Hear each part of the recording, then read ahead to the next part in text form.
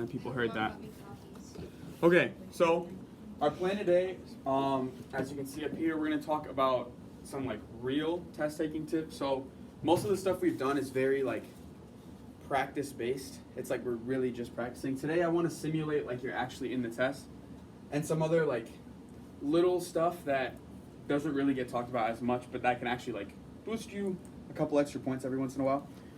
So before we practice, we're going to talk about a couple of these. And since we're going to try to simulate a real test, we're actually going to use the bubble sheet today.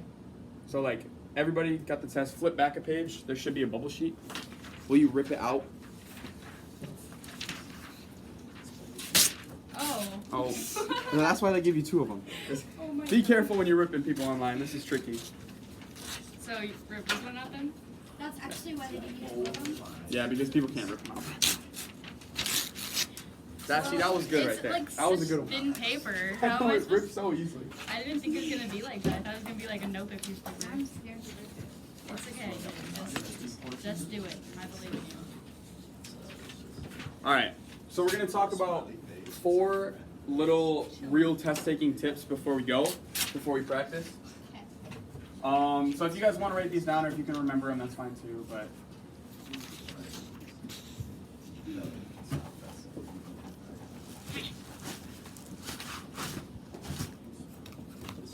It's very aggressive of you. You can come over. alright, so the first tip I have for you for the real test would be remind yourself of your timing. This is actually an underrated part of it because I think a lot of people forget this just because there's 4 sections, they all have different timing schemes. The amount of questions is different, the amount of time per passage or per whatever is extremely different. So to do well and remember that you've got 9 minutes, before going into the test, before starting a passage, I always used to write a big number 9 on the top of the page. To just be like, okay, I have 9 minutes to do this. That's going to calibrate you, that's going to get you calmed down. You have 9 minutes.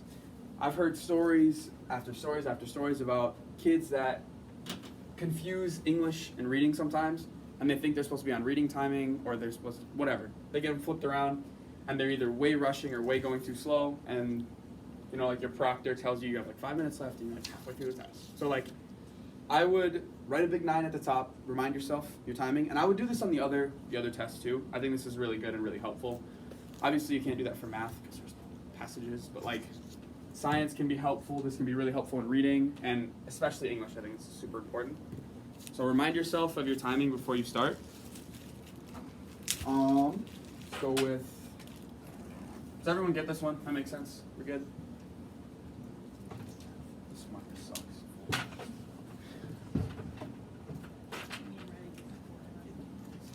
And then it came apart.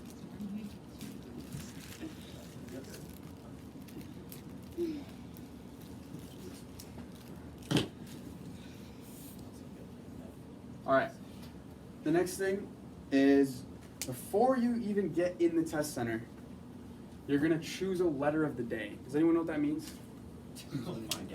Yeah, so if you have, this is mostly like if you're absolutely falling apart and you're like, you have like a whole passage left or something, there's going to be a lot of times you're going to be tempted to guess like A, B, C, D, A, B, C, D, A, B, C, D. There's a big chance that you could get all of them wrong. There's a chance you get all of them right, but there's a big chance you get all of them wrong, which is not what we want. So if you're really stuck and you have to guess the same letter. It's gonna like, if you're gonna guess out of 15, you're gonna get like 4 of them. Versus like, yeah, what's up? Don't they say like always guess C? I mean, Or is that like not? Is that not right? I don't know. I never picked C, but I always picked A. But like, if you want to pick C, go for it. Like, but I'm hoping we don't get to this situation. So there's like a sub rule to this that if you're stuck on a question, the most important thing you can do is narrow it down. So if you're getting stuck and you have to guess, don't guess randomly. Like most of the time you're going to be able to narrow it down to 2 different answers. And if you're getting stuck, you're thinking a lot, skip the question, come back to it. But at the end, guess and guess between the best answers. Like don't try to guess of all 4. Give yourself the best chance of getting it right. And like we said before, you're not going to get penalized for getting a question wrong. There's no penalty, so don't leave anything blank. Answer everything. Even if a couple of them are wrong, answer everything. So letter of the day is important. Keep that in mind, but I'm hoping nobody's going to have an issue with that. This one I think especially doesn't really get talked about a whole lot because, and why would you? But this is going to help you guys a lot, I think.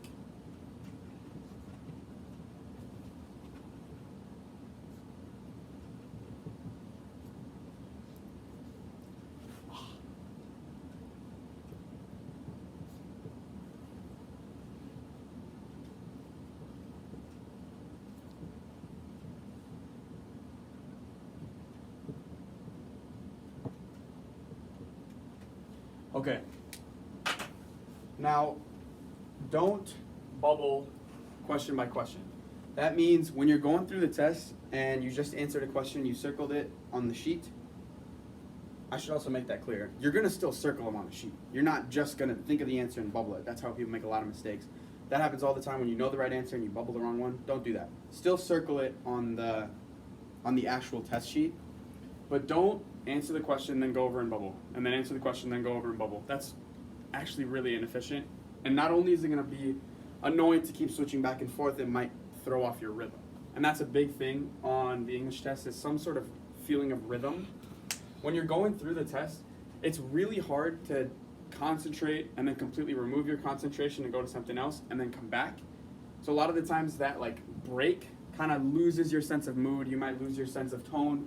You might lose a lot of stuff from that. So don't bubble question by question. Get through all 15 questions in a passage, and then when you have a natural break, when you're about to switch anyway, stop and bubble in all those 15 questions. This actually helps in two ways. It not only reduces how much breakage you have in one passage, it also gives you a break between passages so you don't confuse those two at all. So this works especially good in reading. It's hard when sometimes people get confused in reading when they're reading two passages back to back. It's really nice to finish the passage, bubble in all the answers, and then have a break and go to the next one so you don't confuse stuff between them. And I would do this for pretty much every single test. Do it for English especially, it's gonna work. Math is tricky because every question is kind of a natural break, but still it's really not nice to keep going back and forth. So what I always did with math was just to finish a page, bubble in all the answers. Flip the page, finish the page, bubble in all the answers. But find a strategy that works for you, but I strongly do not recommend doing question by question. I think that's kind of inefficient and it's going to give you a lot of breaks. And lastly, we talked about this. This is a nice color. We talked about this before, but it's really important that you use your pencil. That's the most important tool you're going to have on any sort of test like this. So, and that means specifically mark up the page. So still circle all the answers, still underline stuff.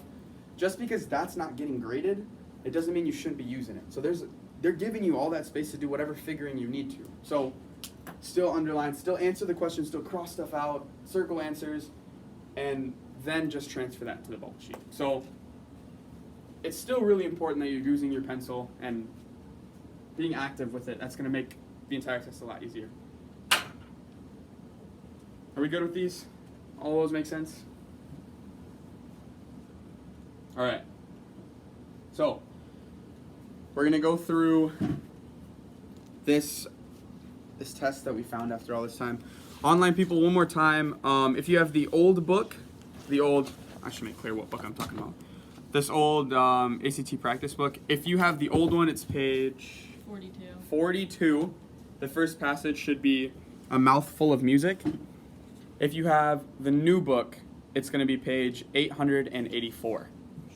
And we are using the bubble sheet, online people. So flip back a page, rip that out, and follow along with it. But don't bubble each question. It's up there somewhere.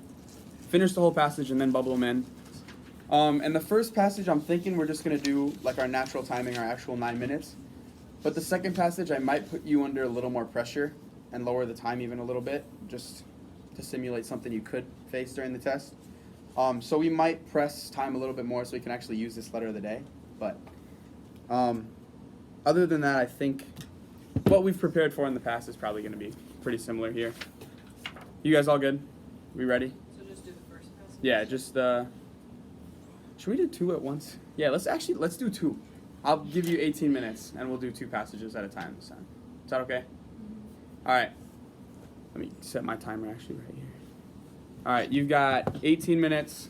Let's do passage 1 and passage 2, and then we'll come back together and talk about them. Is that cool? All right, online people. Hoping you got the books out. Can somebody send me like a thumbs up? Yeah. All right, bro. I actually answered out loud. All right, people are sending thumbs up. It's all good. All right, and your time can start now.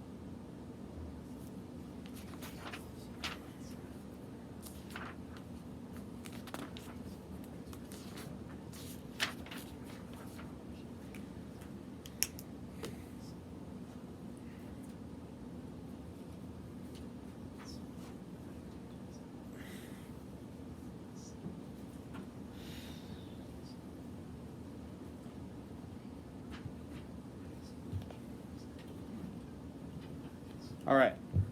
That is 18 minutes. So I'm hoping, it looks like everybody here was done. Yeah? Did everyone finish? Okay, good. That's what it's gonna be like on the actual test with the bubble sheet too. So I just wanted you guys to get used to the timing. Not only do you have to finish the passage and answer all the questions, but you have to bubble them in too, which can add not that much time, but a little bit. So good to see that everybody's finishing. I'm hoping online people have the same, but obviously I can't see you. There's a couple of interesting questions in this one we'll talk about, but other than that, I guess if you guys have questions at the end, we can talk about them.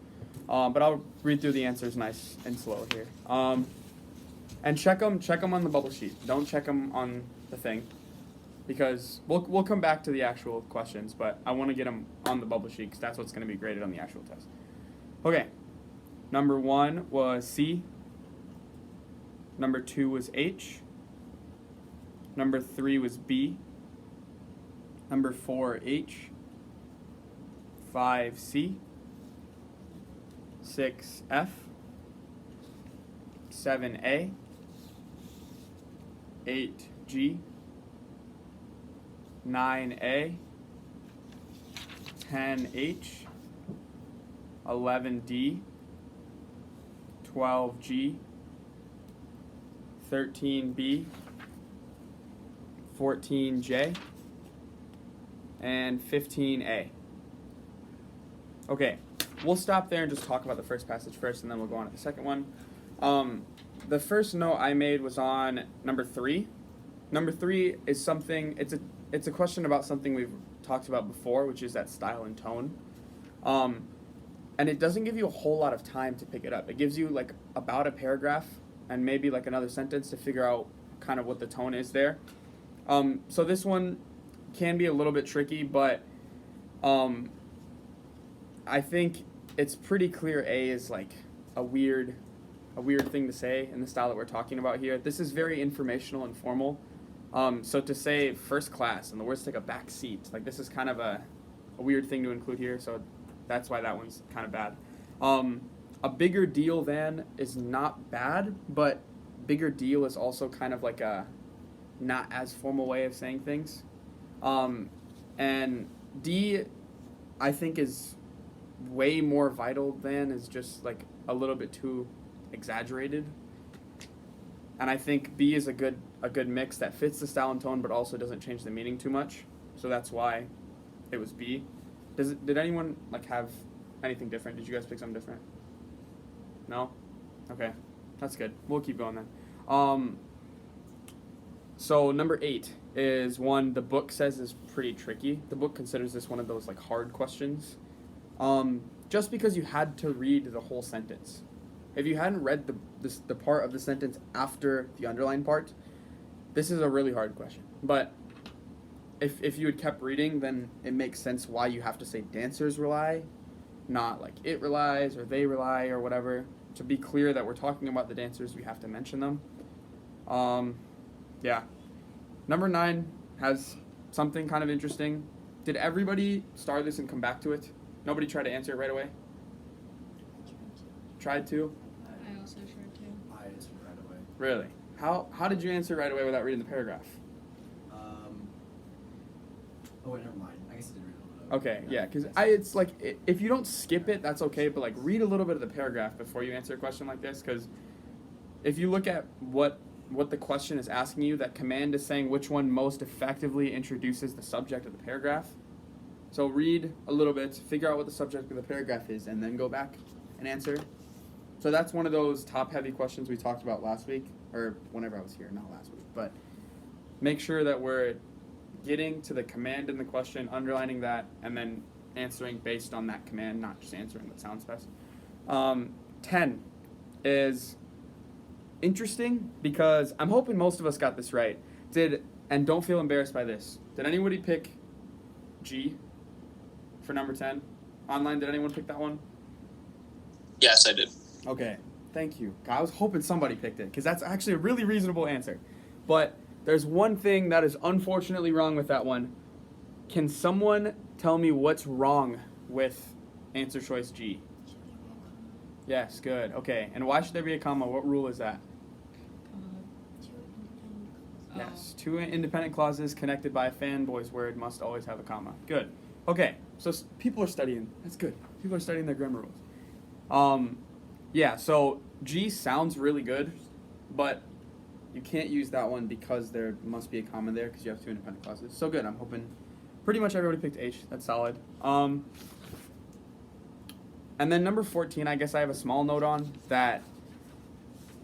They're all like decent, but we talked about that economy rule a little bit ago that if you can say something in less words, you should always do it. So all of these are fine, I guess, but J is just best because it's one word and the rest of them aren't one word. So like, yeah, there's not much more to it. Did anyone else have any other questions or confusions? What was the answers for 6 through 10?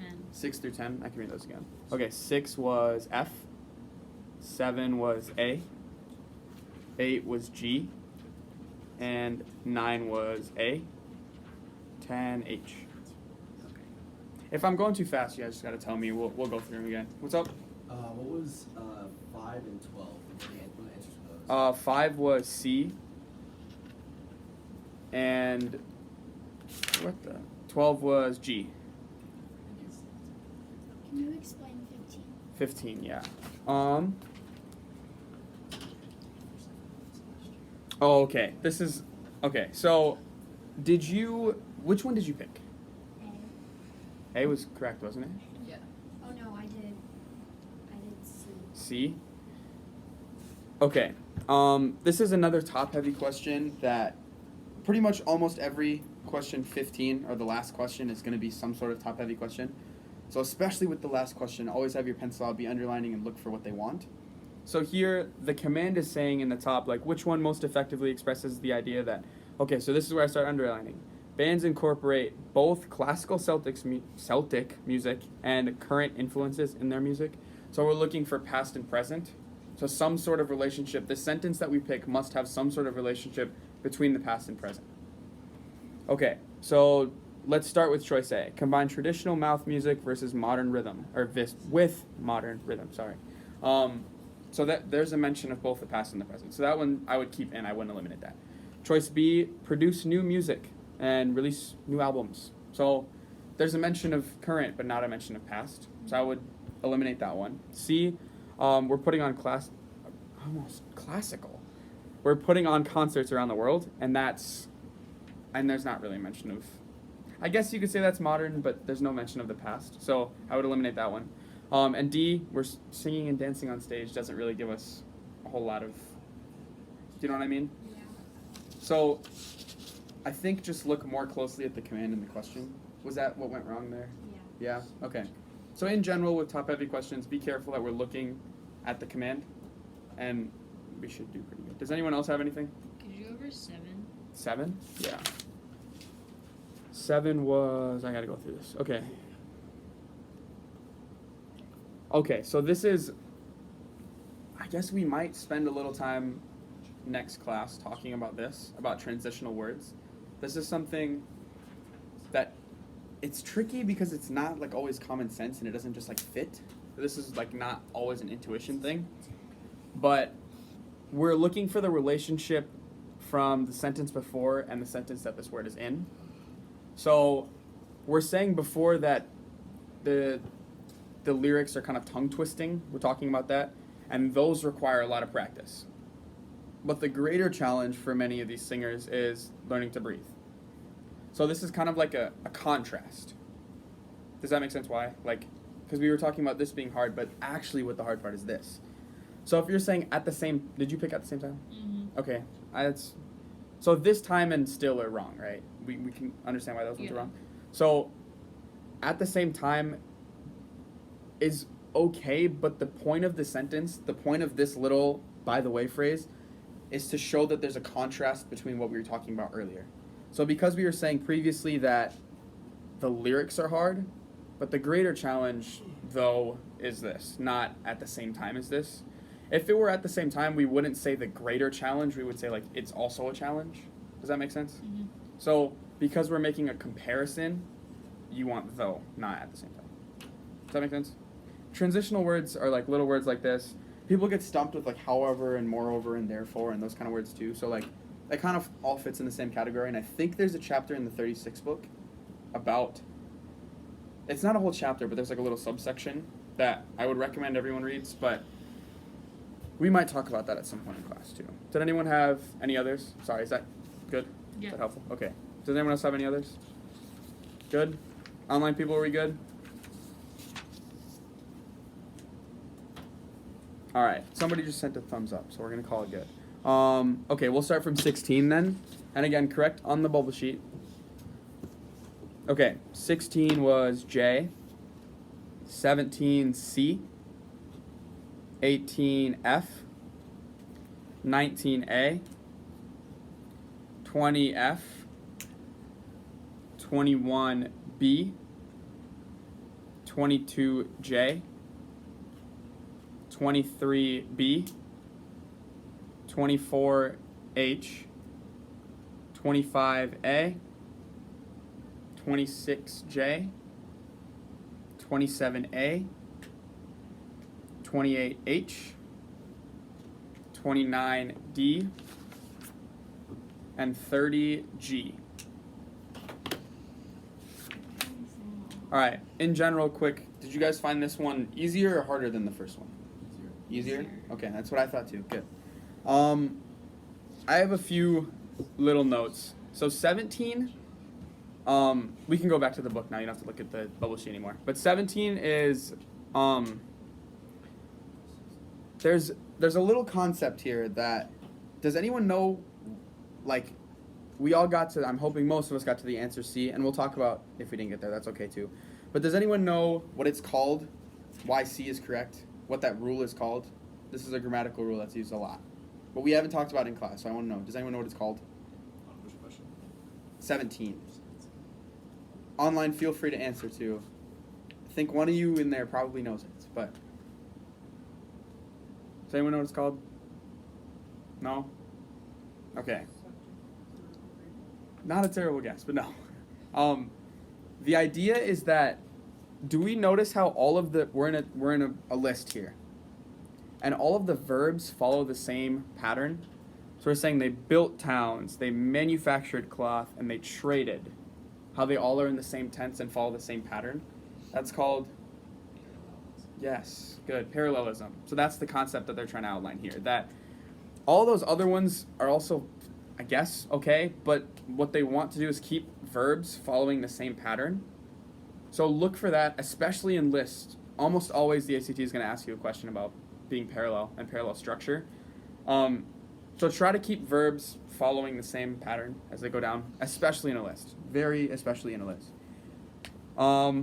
21 is a little bit tricky. It's hard because some, like, D is not terrible. C is pretty bad. But, like, some of these answers are, like, reasonable. Can someone tell me why D is wrong? D says easy and accessible. Nobody? Somebody try it, come on. Couldn't be just easy. Yeah, exactly. So the point is that it's extremely redundant. It's kind of repetitive. It follows that never repeat rule.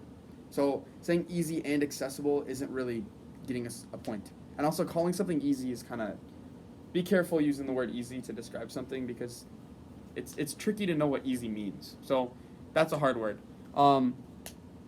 And more easily doesn't sound super, like, good, but more easily is completely okay to say. It's grammatically correct. And I think a lot of people struggle with questions like this because they don't believe more easily, like, is a correct answer, because it doesn't sound, like, as flowy. We don't say stuff like that all the time. We just normally say easier. More easily is kind of but yeah, that one's a little tricky. 22 also is, did anyone pick F? Me. Yeah? I think F was an easy one to fall into here. So I'm assuming you knew it wasn't G and H, Yeah. and it was just between F and J probably. And the reason F is kind of confusing is if I just say having left no clues and then I bring in a subject, having left no clues. It's confusing who's leaving no cues. Clues. God, this is such a mouthful. We might think that the archaeologists are the ones like not leaving clues, which obviously doesn't make any sense. Like, why would they not be leaving clues? So like, it's just kind of confusing who the subject is, and it's tricky because you can't really use the economy rule here because F and J have different meanings in the sentence. So that's why you can't justify J being correct using the economy rule, but because F is confusing and the subject is like kind of getting lost here, J would be a smarter answer here. But again, that's kind of a tricky one.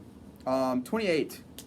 I'm pretty sure most of us got this right. This question wasn't super hard, but I want to know, this is kind of a side piece of trivia. I don't expect you guys to know this, and it's really not that important that you do. But choice F. If you say blah blah blah blah blah blah blah, okay, population declined. Their civilization eventually collapsed. Does anyone know what that mistake is called?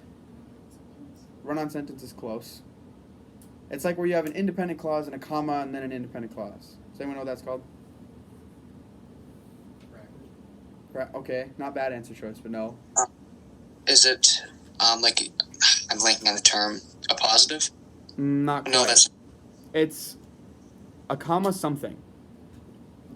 We talked about it last class, Elijah, if you remember. Do you remember? No, I just thought it was a comma hug. Comma, okay. Close. Comma something. There was two. Unfortunately, this isn't a comma hug because we have, that part isn't unnecessary. That's like part of the sentence, so that's important. But is that why you picked that one? Yeah. Yeah, okay. I could see that. But that part's necessary to the sentence, so we can't hug it. It's called a comma splice. A comma splice is where you use a comma, a weaker form of punctuation, when a stronger kind of punctuation like a period or a semicolon is needed. So if you have two independent clauses and you separate them with a comma, that's a comma splice. It's not strong enough to hold that sentence together. You need something stronger with independent clauses. I don't care that you know that, but it's just a fun piece of trivia. And then 30 was the last one I had a note on. This is, again, the last question of pretty much every test is going to be like this. It's going to be like, yes, yes, no, no, did you fulfill this purpose? So like we talked about before, you're going to underline the command, and then you're going to eliminate no or eliminate yes. So were we able to do that on this question? We mostly get that? Did most of us get this one right? Okay. Good. Does anybody have any specific questions here?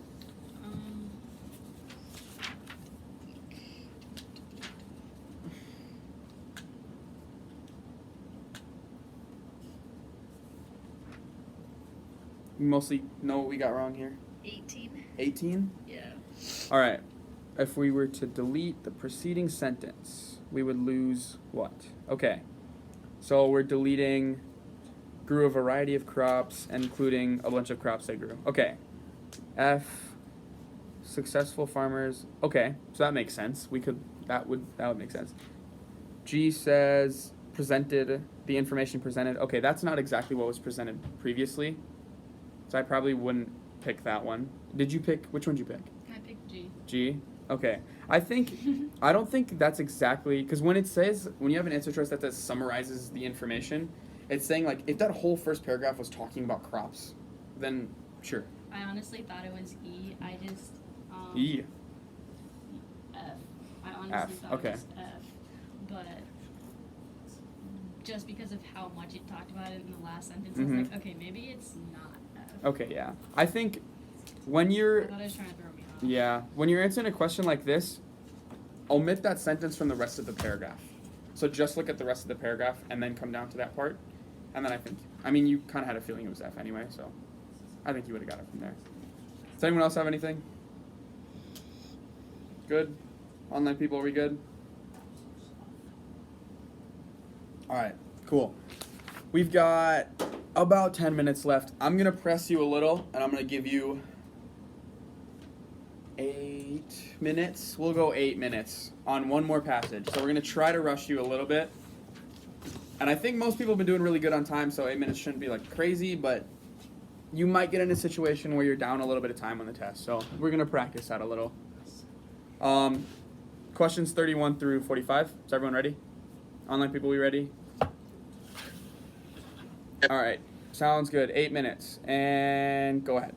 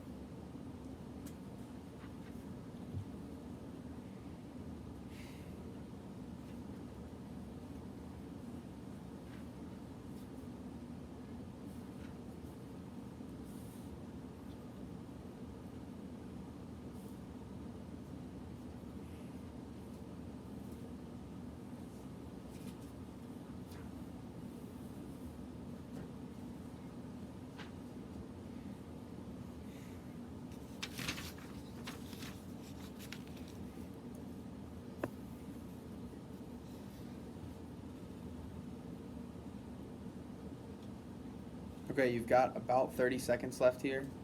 So if you haven't got to bubbling, consider it.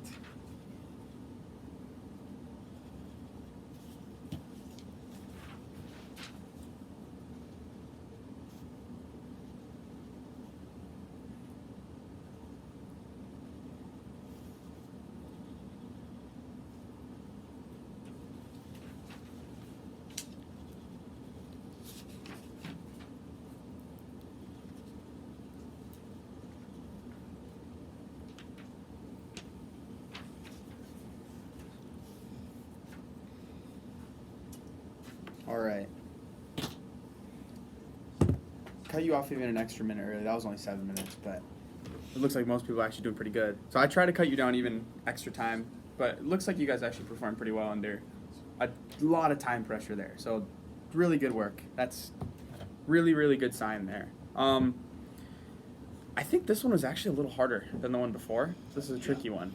So it was a bad one, unfortunately, to pick for time pressure, but okay. And we'll go through these ones quick. I have a few notes on these ones, but we'll talk about the hard questions. So 31 was D. 32 was G. 33 was B. 34 J. 35 D. 36 G. 37 C. 38 F. 39 C. 40 F. 41 A. 42 F. 43 B. 44 F. And 45 C. This was a pretty hard passage, so sorry I picked this one for the time press thing, but really tricky here. The few I have notes on, there was a lot to talk about here, but I'll try to go fast so you guys have enough time for a break here. 33, there's one little thing Manoj always used to tell me when he first taught me English was it sounds like a Yoda quote. He says, where there is one, there is always two, meaning dashes. When there's one, there's more than likely going to be another one. So here, outside of the underlined part, a couple words later, after energy, there's a dash. So that's kind of an indication that there might be one in the underlined portion. So that's why that one was B. When you're giving it a dash hug here, basically. So yeah, 35 is another tricky question. I'm not going to go too far into it, but again, that's a transitional one, like we talked about before. So you could use in contrast, besides, for this purpose, or in fact. Those are all kind of transitional words, and those questions tend to take a little bit more time and can be a little bit more advanced. Tricky question. 40. This is a really hard one. If you guys don't know, have you heard each is one body? Has anyone heard of that rule? When you say a word like each, anyone, anything, like each is one body, meaning any word that has each, one, or body, anybody, nobody, is singular. Each of the boys, you want to say each of the boys dances like with their partner. It should be each of the boys dances with his partner, because you said each. So that's kind of counterintuitive, but when you say each, that means you're going to use a singular verb. So that's why we're using is and not are here. So it's a tricky rule. I think we're going to talk about that again next week, more in depth. 41, kind of a tricky one too, but I'm hoping most of us skipped and came back because the command is talking about the main idea of the paragraph. And then the last three, I think all of them are kind of tricky. 43 is weird. You're not going to see a whole lot of vocabulary questions, but this one's just testing, like, do you know what those words mean? And that, I guess that's kind of hard. So, like, especially because B says invaluable, which you wouldn't think means what it does, because invaluable sounds like it's not valuable. So, like, that's why this is tricky. They're just testing that you know that invaluable means actually really good. What is opulent mean? I have no idea. I just knew it invaluable meant, so I picked that one. I don't even know what that word means, but I knew what lavish and upscale were, and those were not right. So, and I knew what invaluable was. So I was like, A or B. yeah. Okay. Does anyone have any urgent questions? 45. 45? Sorry, I'm taking a little extra long here. Okay. We are gonna get through the math test anyway. It's just space. Okay. So were you able to eliminate A and B, or did No, you I eliminated C and C and D? Okay. So the primary purpose, the reason is, in the question it says that this is a scientific theory concerning the origins of a particle in nature. Oh, it's So the we do nature talk- part. Yeah, it's not even just the in nature, it's just we're not really talking a whole lot about the origins of the particle.